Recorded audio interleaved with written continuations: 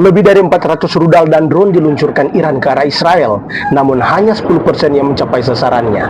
Sisanya dihentikan di udara. Ini bukan hanya soal teknologi militer, ini adalah penggenapan nubuat bahwa bangsa ini tidak akan dilenyapkan.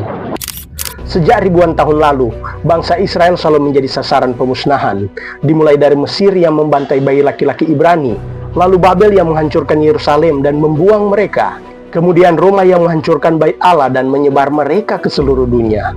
Di abad ke-20, 6 juta Yahudi dibantai dalam Holocaust oleh Nazi. Dan kini, serangan dari Iran dan kelompok lain terus berdatangan. Dalam peta zaman akhir, Israel bukanlah figuran.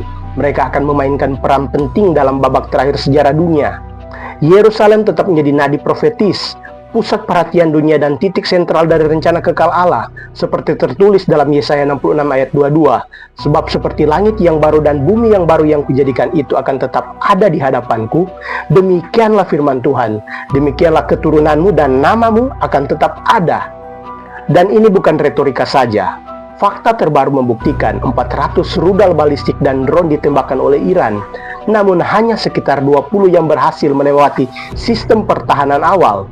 Hal ini terjadi bukan karena kelengahan, tetapi karena kecanggihan sistem berlapis milik Israel, seperti Iron Dome, David Sling, dan Arrow 3 yang membentuk perisai udara sangat efektif dalam menghalau serangan dari segala arah.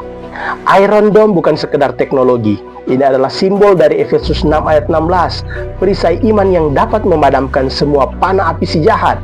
Musuh datang dari segala arah, tetapi Israel tetap berdiri, karena iman, karena janji, karena Hashem. Ya, karena Allah Abraham, Ishak dan Yakub. Peta zaman menunjukkan Israel sebagai pusat badai dan pusat janji. Mereka tak sempurna, namun tetap Allah Tuhan dalam sejarah manusia. Dan Alkitab menegaskan dalam Kejadian 12 ayat 3, siapa yang memberkati mereka akan diberkati, dan siapa yang mengutuk mereka akan kena kutuk. Ini bukan sekedar urusan politik, ini menyangkut posisi kita di hadapan rencana kekal Allah. Jadi ketika kita menyaksikan Israel bertahan dari badai rudal, ingatlah, itu bukan hanya hasil rekayasa manusia, tetapi juga penggenapan nubuat. Israel masih berdiri karena firman Tuhan tak pernah gagal. Dan kamu, apakah kamu juga memiliki Iron Dome rohani?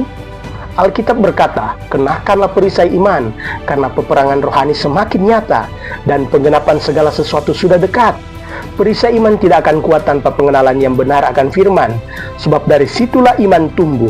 Iman timbul dari pendengaran, dan pendengaran oleh firman Kristus.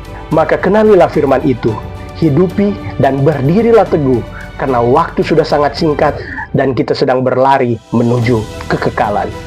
Haleluya!